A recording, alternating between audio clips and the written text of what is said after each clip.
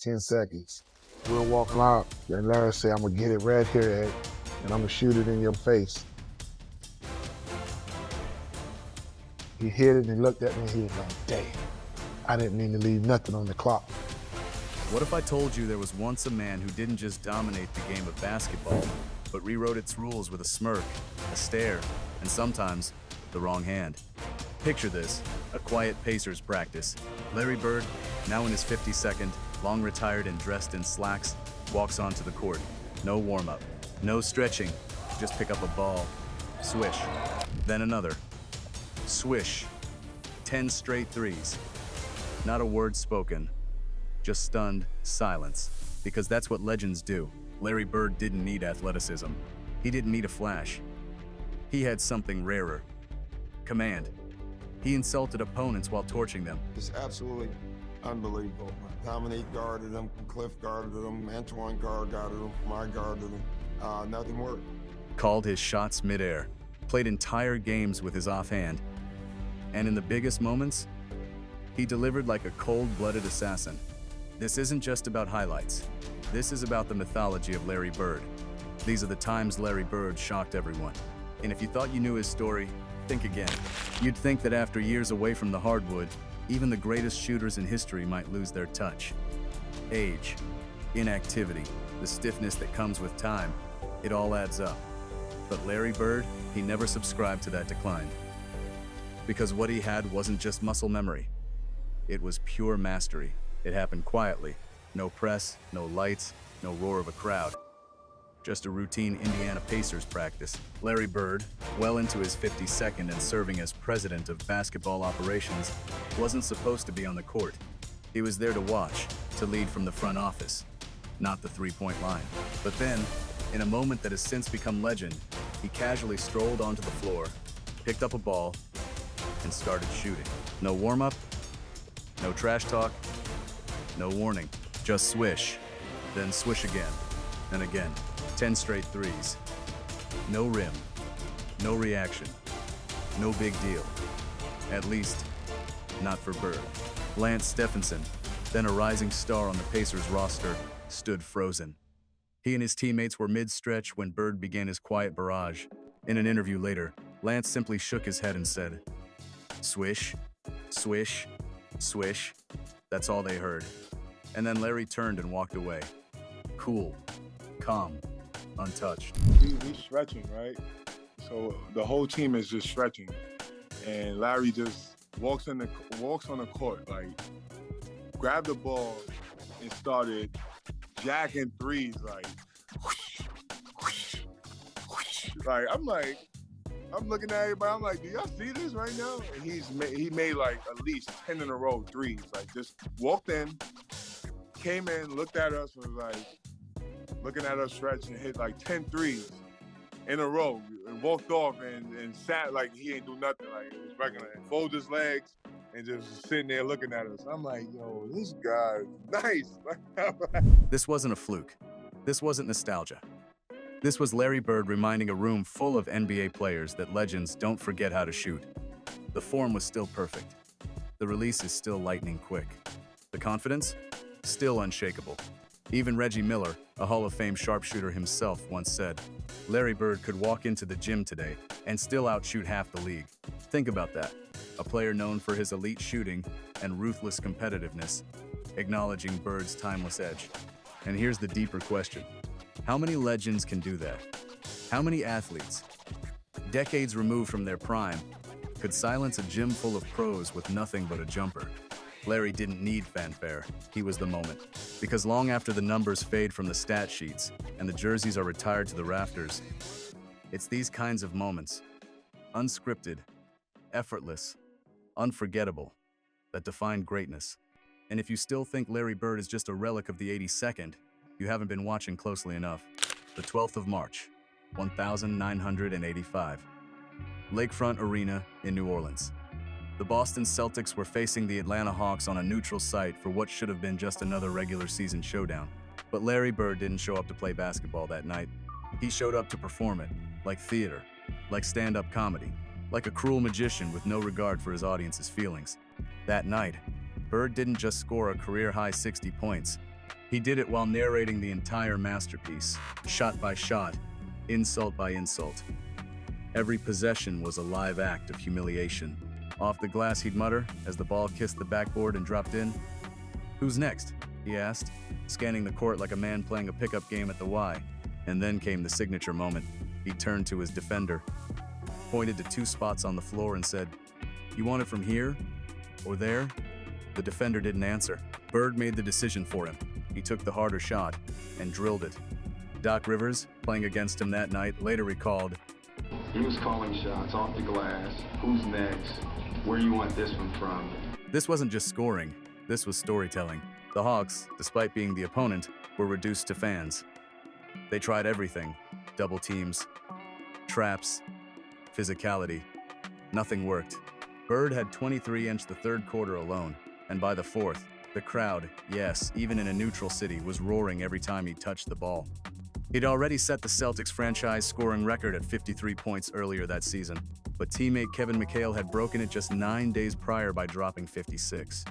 Bird told McHale afterward, "You should have gone for 60, because I'm going to get it." And he did, just over a week later. The exclamation point came with a rainbow three-pointer over Reggie Brown. Bird got bumped in midair and fell backwards into the Celtics trainer's lap on the sideline. The shot still went in. 60 points. Game sealed. Doc Rivers later recalled it like this. His last shot, he said, in the trainer's lap, coming down the court, which meant it was going to be a three and it was going to be off of these. And then he said, "Who wants it?" And I think Ricky Brown, I'm not for sure who it was, ran out after him. And he shot this high rainbow. It goes in. Ricky bumps into him and accidentally knocks him on our trainer's lap. So it was exactly what he said. The Hawks bench was on their feet, not in frustration, but in awe. It was like watching someone perform magic, and all you could do was clap, said Doc Rivers. Then a young Hawks guard. He was doing stuff we'd never seen before, and talking the whole time. Even Dominique Wilkins, Atlanta's superstar, was speechless. He was calling every shot. It was just Larry being Larry. You couldn't even get mad. How many players in NBA history could trash talk you while dropping 60 and leave you laughing about it afterward? Larry Bird didn't just break records. He shattered your pride while smiling. By the late 1982nd, the Celtics versus Pistons rivalry wasn't just physical. It was personal. The hardwood wasn't a court anymore. It was a battlefield. Two blue-collar, trash-talking, hard-hitting teams who hated each other's guts and never apologized for it. But on one infamous night in 1987, the war boiled over, and Larry Bird found himself right at the center. The moment came during a heated regular season matchup at the Garden. Bird was battling for position when Pistons enforcer Bill Laimbeer delivered what can only be described as a wrestling move, a full-on body slam. Not a hard foul, not a box out. A violent takedown that flattened Bird, knocked Dennis Rodman off balance, and instantly cleared the benches. Larry hit the hardwood, but he didn't stay there long. He sprung up like a man possessed and started swinging. Hard. First at Laimbeer. Then, in the chaos, he picked up the ball and hurled it straight at him with full force. Not content with that, Bird turned toward Rodman, who had tried to intervene, and lunged at him next. The referees, helpless. The crowd, exploding. And Bird, absolutely furious. It wasn't just a fight. It was a message. You mess with Larry, you better be ready to bleed. Kevin McHale, Bird's teammate and fellow enforcer, said it best. But what made this so shocking wasn't just the violence. It was the contrast. Bird had built a reputation as the cold-blooded shooter, the mind game master. He looked like a clean-cut farm boy. But in truth, he was as gritty as they came. This wasn't even his first time throwing hands. Go back to 1981, when Bird and Alan Bristow of the Mavericks got into a full-fledged slugfest. Larry tackled Bristow, pinned him to the ground, and threw punches as officials struggled to separate them. The footage, once buried in NBA archives, resurfaced years later and went viral, revealing just how unfiltered Bird really was when provoked. He looked like a choir boy, but he fought like a street kid from French Lick, said Paul Silas, Bird's early mentor. And it raises the question, how many superstars would risk a suspension, a fine, their image, just to send a message? that they wouldn't be bullied, that they wouldn't back down. Larry Bird didn't start fights, but he finished them, because behind the silky jumper and the smirking trash talker was a man who never ever backed down from a war. Some players talk trash to get under your skin, others use it to psych themselves up. But Larry Bird, he used it to perform. For him, trash talk was more than competition. It was a comedy. Timing, delivery, punchline. And on one winter night in Boston, the victim was none other than one of the most respected and humorous coaches in the league, Frank Layden of the Utah Jazz. The Celtics were rolling, and Bird was, as always, in full command of the game. He had already torched multiple defenders with his patented spin fades and walk-in threes, and by the third quarter, the Jazz bench looked like it had seen a ghost. Layden, a larger-than-life figure with a New York wit and self-deprecating charm, could do little but stand there with his arms folded helpless. That's when Larry, already heating up, ran by the Utah bench and called out, mid-dribble, "Just a heat check, Frank." The Celtics crowd erupted with laughter, but Layden didn't flinch. He just smirked and shrugged. What could he say? Bird was cooking and Frank knew it. Seconds later, Bird caught the ball at the elbow, took one dribble, pulled up for a high-arcing fadeaway jumper. Swish. Without even watching it go in, he turned back toward the bench and barked again. "You got anyone else who can guard me?" Layden, always quick with a quip, responded with the kind of line only he could deliver in defeat. "Number I really don't." He just killed us, and I'll never forget, he run by the bench, and he yelled at Frank Layden. He said, "Hey, Frank, don't you have anybody over there who can guard me?" And right there, in the middle of a professional basketball game, a superstar and a coach shared a moment of mutual respect, sarcasm, and resignation. Bird laughed, jogged back on defense, and kept dismantling Utah, shot after shot. It wasn't arrogance. It wasn't even malice. It was performance art. Larry Bird was the lead actor, the director, and the screenwriter all at once. Larry talked trash with style. Charles Barkley once said, "You couldn't even get mad because it was so damn funny," but it was always deadly accurate. Bird's exchange with Layden has since become one of the most quoted moments of NBA trash talk lore. Not because it was cruel, but because it was poetic. It was a theater in motion. And it makes you wonder, how many players in history have ever made the opposing coach admit defeat mid-game? Only Larry Bird could turn trash talk into a crowd pleaser, a bench emptier, and a coach's one-liner all in the same sequence. It was Game 5 of the 1987 Eastern Conference Finals, Celtics versus Pistons. And it wasn't just a game, it was a war of attrition, a chess match soaked in sweat and blood. The Celtics were aging, the Pistons were hungry. And with Boston down 106 with just 5 seconds left on the clock, it looked like the tide of the NBA was finally shifting toward the bad boys of Detroit. The Celtics had fought their way back from a double-digit deficit, but now they were out of time and out of options. Detroit had the ball. All they had to do was inbound it cleanly, run out the clock, and take a 3-2 series lead back home to the Silverdome. Everyone in Boston Garden knew it. The crowd had gone silent. All hope, it seemed, had vanished. But Larry Bird never believed in hope. He believed in timing, in reading eyes, in sensing weakness. As Isaiah Thomas stood ready to inbound from the sideline, Bird crouched near the baseline like a hunter tracking prey.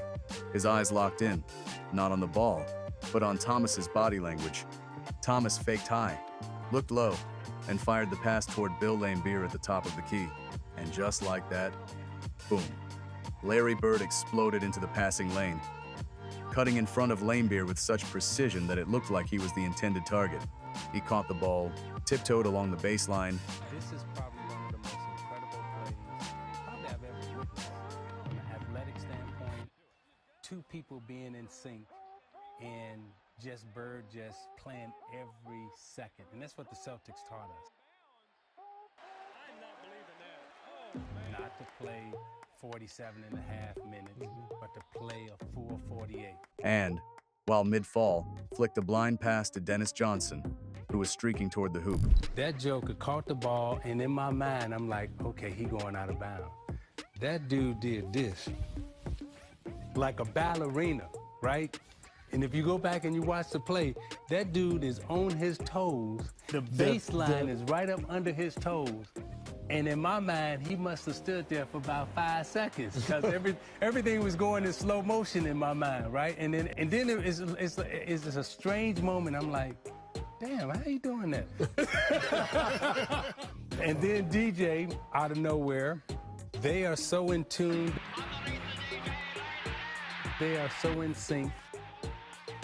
You know, Bird hits him, he catches the basketball, lay it up. And as I'm walking to the huddle, this is what I see. I'm walking to the huddle, I see DJ do this. I mean, it wasn't no high five. It wasn't Isaiah dance. It was like it was a love thing. Layup. Bucket. Boston takes the lead. Boston Garden erupted. Players jumped off the bench. The crowd was deafening. But Larry just stared, stone-faced, like it was business as usual. I didn't see him coming. Isaiah Thomas later admitted, nobody did. He just appeared, like he always did. It was the smartest basketball play I've ever seen, said Magic Johnson. That wasn't luck. That was genius. Bird turned what should have been a gut-wrenching loss into a season-saving miracle. The Celtics would go on to win the game 108-107, and eventually the series in 7 grueling games. It wasn't the flashiest steal. It wasn't a chase-down block or a breakaway dunk. It was pure anticipation. Unteachable feeling. Bird didn't need athleticism. He had something better. Vision. And here's what makes this moment so immortal. In the highest pressure moment imaginable. With 5 seconds left, Larry Bird didn't panic. He read the game, and in one blink of an eye decision, he rewrote it. How many players in NBA history have changed the outcome of a playoff series? Not with a buzzer beater, but with a steal. Larry Bird didn't just play basketball. He saw it happening before it unfolded. That night, with the season slipping away, he reached into the Pistons' chest and snatched it back. The 18th of February, 1985. Boston Garden. Celtics versus Utah Jazz. Larry Bird was on fire. Not just scoring, not just facilitating, but doing everything. The stat line at the end of 3 quarters was the kind that leaves stat nerds salivating. 30 points, 12 rebounds, 10 assists, and 9 steals. That's not just a triple-double. That's a stat line staring down the unthinkable. Only a handful of players in NBA history have ever achieved a quadruple-double. It's rarer than a 60-point game, rarer than a perfect shooting night, rarer than a triple overtime playoff classic. Names like Hakeem Olajuwon, David Robinson, and Nate Thurmond make up the elite few. And for a moment in time, Larry Bird was one swipe away from joining that club. But then, he didn't. The Celtics were up by 30 heading into the final quarter, and Bird, already the maestro of the night, took a seat on the bench. Fans waited. Box score watchers held their breath. Surely Coach C. Jones would send him back in. Just a few more possessions. Just one more steal.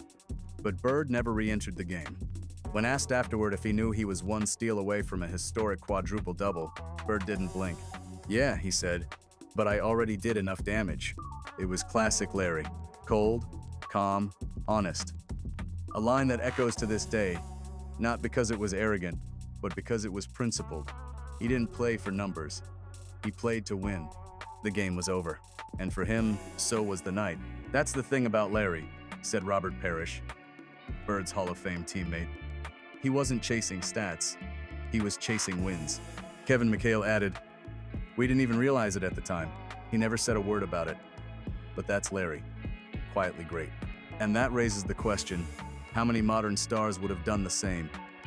In a world obsessed with milestones, Bird turned down a chance at immortality because the team had already won.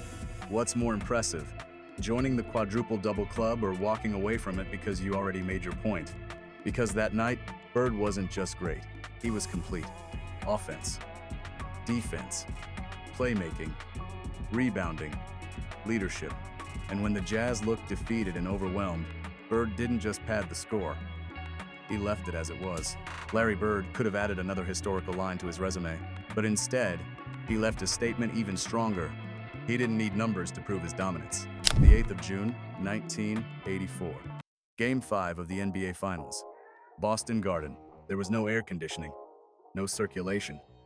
Just 15,000 plus bodies packed into an old arena, turning the iconic parquet floor into a furnace. The temperature on the court reached a suffocating 97 degrees, and players were drenched in sweat before the ball had even tipped off. The game hadn't started, and already, both teams looked like they'd played two, but one man thrived in the heat. While Lakers players like Magic Johnson and Kareem Abdul-Jabbar visibly struggled to stay upright, needing towels, ice packs, even oxygen, Larry Bird seemed to grow stronger with each drop of sweat. He didn't just survive the heat, he embraced it. Bird delivered a signature finals performance, 34 points, 17 rebounds, leading the Celtics to a brutal, grinding 121-103 victory. He ran on the floor like the heat didn't exist, fought for rebounds like they were life rafts, and every time the Lakers tried to push back, Bird was there to silence the run, with a jumper, a pass, or a glare that burned hotter than the building itself. "We were all looking for water and oxygen," Magic Johnson said later. But Larry? He looked like he was built for it.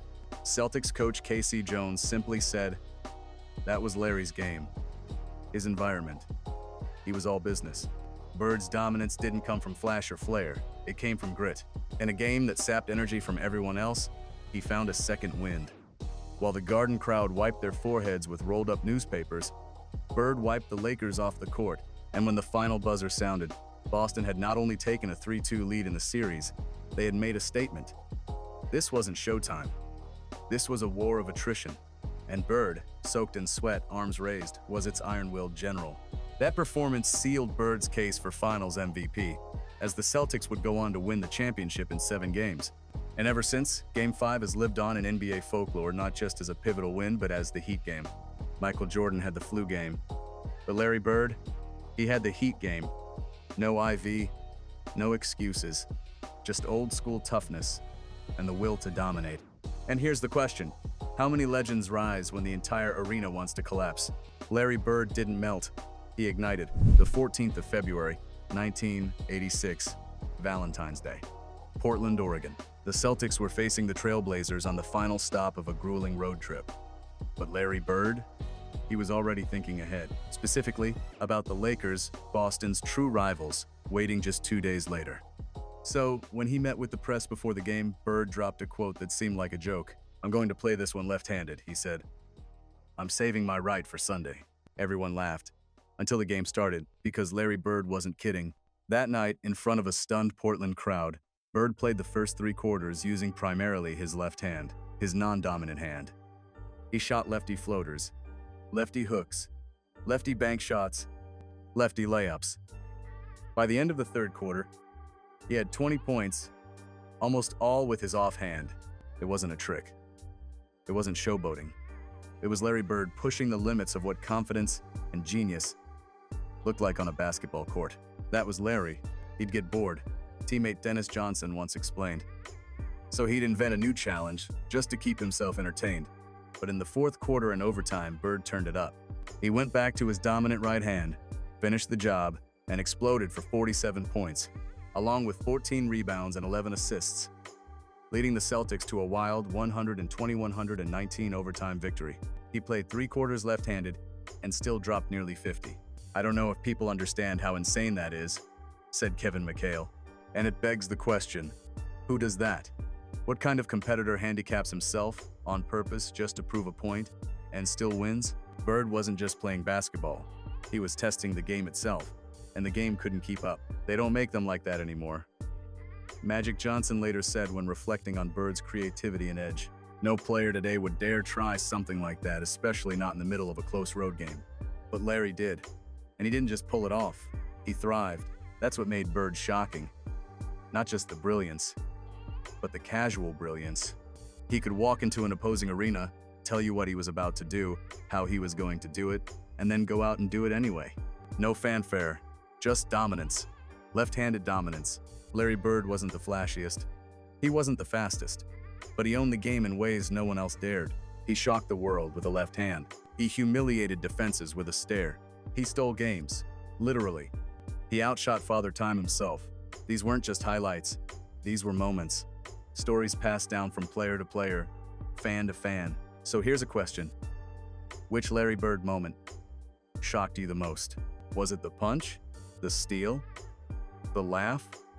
The lap? Let us know in the comments, because Larry Bird didn't just play basketball. He made the whole world watch. If you like this video, don't forget to press the subscribe button and ring the bell to not miss the latest videos from Amazing Hoops.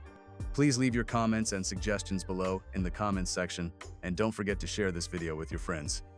This action also motivates us to try harder. Have a nice day.